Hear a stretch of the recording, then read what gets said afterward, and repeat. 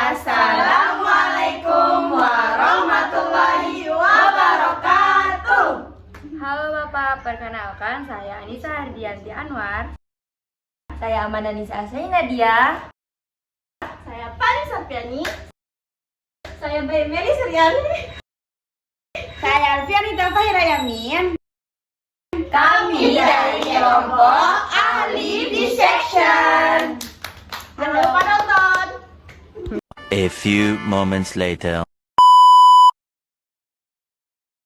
Kalau secara definisi itu ya metode dissection itu adalah kan metode numerik untuk mencari persamaan non linear, mencari akar persamaan non linear dengan cara membagi dua interval, misalnya intervalnya a, b atau 1,2 nih misalnya. Misalnya interval a-nya 1, ya, b-nya 2. Yang membuat akar, dan kalau dia membuat akar itu syaratnya, kalau di dissection ini syaratnya itu FA dikali FB-nya itu harus hasilnya itu kurang dari 0. Maksudnya membuat akar apa?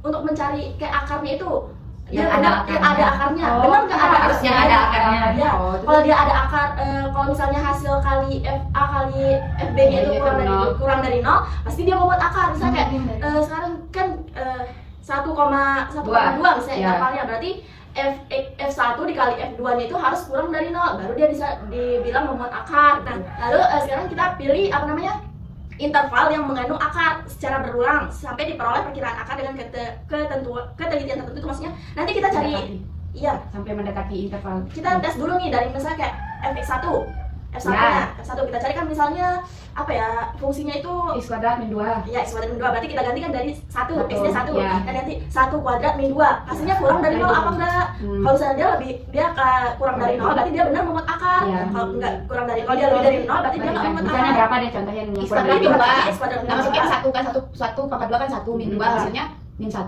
Nah, itu kan kurang dari 0. Dia membuat akar. Berarti ini bukan membuat akar ya. Kurang dari 2. ya. Maka sekarang definisinya itu, Ya. sekarang kita ke konsep dasar dissection nih. Kalau konsep dasar dissection itu kita menggunakan teorema nilai tengah. Jadinya misalnya kan tadi udah ada interval fungsi kontinu dengan interval a, b. A, b atau 1,2 kayak tadi. Dan dia udah diketahui, dia udah memenuhi syarat kalau fa kali fb itu kurang dari 0. Dia udah ketemu. Nah, selanjutnya kita akan mencari interval baru. Iterasi Atau iterasi tadi itu. Biar kenapa Biar mendekati. Misalnya kayak tadi kan yang tadi itu. misalnya contohnya itu interval 1 sampai 2 nih. Berarti kita bakal cari nilai titik tengahnya yang lebih dari 1 dan kurang dari 2. Itu kan nanti hasilnya 1, sekian banyak kan itu. Nah, kita carinya itu dengan cara pertama kita cari nilai titik tengah titik tengahnya dulu atau fxr-nya dulu. Misal kita sebut fxr-nya dengan cara rumus m sama dengan a plus b per 2. Nanti kita ketemu nih titik tengahnya itu. Nah, baru kita kaliin fx1 dikali fxr fxr-nya. Nanti kita yang tadi hasil dibagi dikali pakai fx1 dikali fxr. Nah, dia nanti kita ketahui dia kan membuat berapa fungsi, kayak bukan fungsi sih, apa sih bilangnya ya? Yang lebih dari 0 dan kurang dari 0. Itu iterasi 1, iterasi 2. Ya, iterasi itu. Nanti kita cari kan fx1 ya kali fxr. Dia benar nggak melebihi 0 atau kurang dari 0. Kalau misalnya dia benar, kan kalau dia benar melebihi 0 berarti udah sampai sana. Kalau dia salah berarti kita cari lagi intervalnya. Interval yang baru. Kita ganti interval baru. Kita lanjut lagi ke iterasi kedua, iterasi ketiga, Kalau sampai iterasi kedua, ketiganya lagi salah lagi kita cari interval ya, sampai dia benar. harus memuat ini sampai harus kurang dari 2. interval Makanya yang iterasinya itu bakal terus berulang sampai dia 1, sekian. Pokoknya dia nggak boleh lebih dari 2. Kalau itu manual kan kalau pakai Ya, kalau pakai time bisa kita langsung kan gitu. Nah, kan di sini kita punya MATLAB-nya. Ini adalah teknologi yang bagus. Teknologi ya. Nah, sekarang misalkan kita masukkan sistem nonlinearnya, ya kan namanya sistem persamaan nonlinearnya. Misalnya kita contohkan x pangkat 2 dikurang 2. Nah, kita enter. Nah, kita disuruh masukkan intervalnya. Misalnya intervalnya itu 1 sampai 2. Kita taruh spasi di sini 2 kurang enter. Nah, karena fx1 sama fx2 itu kurang dari 0, maka intervalnya itu 1 sampai 2. Sehingga fx-nya itu 0. Toleransi kesalahannya berapa maunya? 10 pangkat min 4. 10 pangkat min 4. Enter. Nah, kan udah ketemu. Udah kan di-record. Kenapa jadi Pak? Nah, ini kan udah ada grafiknya.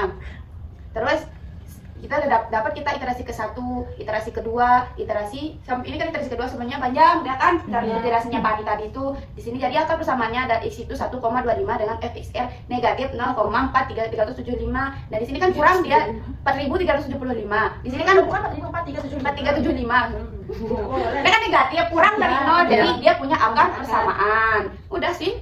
Kan tadi itu udah dijelasin sama Ini titik tengahnya berarti. Ya, ini titik tengahnya fxr. Fxr bukan Ya, XR itu titik tengah. ya titik tengah. Pakai fxr bukan fx-nya. Itu titik tengah. Udah. Terus sekarang kita jelasin sintaknya. Sintaknya itu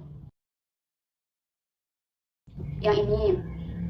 Nah, sintaknya sampai banyak sekali. Nah, ini pada sintak ini kan di sini kita langsung aja ya. Nah, di sini kita disuruh menginput fungsi yang ada nolnya tadi itu fungsinya. Nah, lanjut di sini kita input nilai x1 dan x2 yang tadi udah dijelasin. Interval ya, interval misalnya 1 ke 2. Nah, di sini untuk f sub ini untuk mana? Yang mana? Sub. Ini kan f tadi sub. Untuk substitusikan X1 dan X2-nya yang f sub ini. Nah, langsung num 2 STR itu apa? Yang mana? Yang num 2 STR itu Nah, ini kan sama kan di inputnya buat masuk. Ya, itu kan tulisannya Fungsinya apa? Yang ini nih. 6 tus STR. 6 STR. Nah, string. Apa maksudnya? Itu biasanya untuk ini Gambar. masuk Anda angka Untuk mengecek apa yang sama jadi, jadi ya. itu. Oh ya, angka itu programnya. Angka angka 5 itu. Bawah langsung kan ini udah di situ. Ini udah diuraikan. Ini kan rumusnya kan untuk Ya. nilai tengah tadi yang x1 plus x2. Ini diuraikan dia.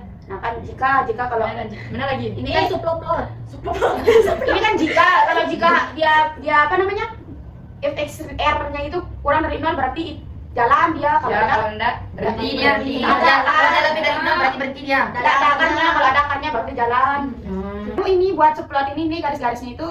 Yang menentukan berapa banyak garis samping berapa banyak. Sama aja itu. Udah bukan FLCN. Sudah. Jadi seperti itu. Ngerti kan kemarin udah ngerti lah masa enggak? Oke, sudah. Nah kan tadi itu kan udah dijelasin sama Pani kan apa itu pengertian sama konsep dasarnya semua gitu ya. Terus jadi dapat kita simpulkan itu kelebihan dan kekurangannya itu pada metode bisection yaitu konvergen, sederhana nih kelebihannya yaitu konvergen. Terus itu jika dia memenuhi yang FA kali FB kurang dari 0. Oh, itu konvergen namanya. Ya kalau dia memenuhi yang itu. itu yang memiliki akar. Nah, terus kedua itu dia sederhana dan mudah dipahami. Terus dia pasti menemukan akar kan? Ya, Itu pilihannya di kan? akhirnya. Nah, Ya. Terus kekurangannya itu dia itu konvergensinya itu dia lambat, dia memerlukan waktu yang langkah Oh, lama ya. panjang. Apalagi manual kan? Ya. Ini manual panjangnya no. Ya dibandingkan dengan metode-metode lain ini yang lebih banyak. Berarti kekurangan kita cuma satu gitu. Dia banyak langkah-langkah. Berarti kelebihannya banyak, kekurangannya satu gitu. Ukurannya satu. Ada lain. Oh, apa? Ya mungkin. Kan lain-lain. Itu. Yang lain-lainnya pokoknya kekurangan paling menonjol itu Ya, lama prosesnya. Prosesnya Oh, bukan prosesnya terlalu gimana? panjang lah. Ribet lah. Baru dapat akarnya itu. Oh, Ya. itu aja. Oke.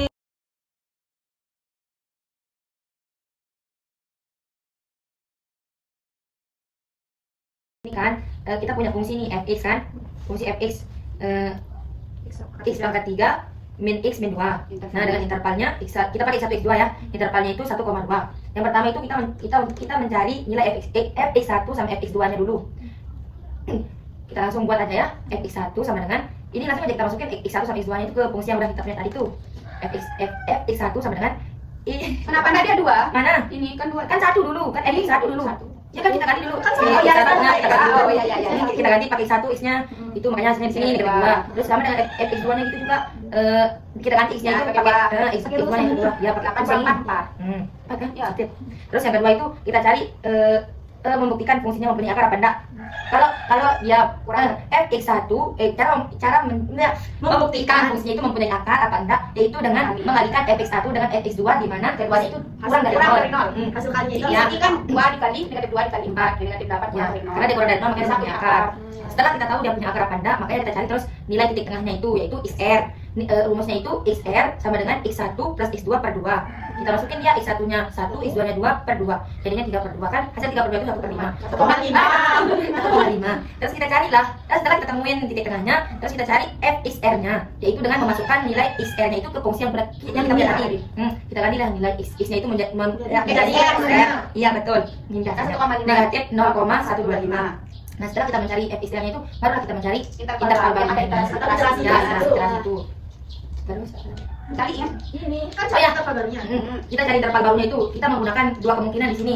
Kita gunain fx1 dikali fxr lebih besar dari 0 atau fx1 dikali fxr lebih kecil dari 0. Kita gunakan dua kemungkinan itu. Kita lihat di sana salah satu mana yang benar mana yang salah. Nanti itu yang kita jadikan interval baru. Sama juga dengan fx2-nya kita pakai dua kemungkinan itu. sampai intervalnya itu mendekati 2. Udah. Tanya Bapak ke Bapak.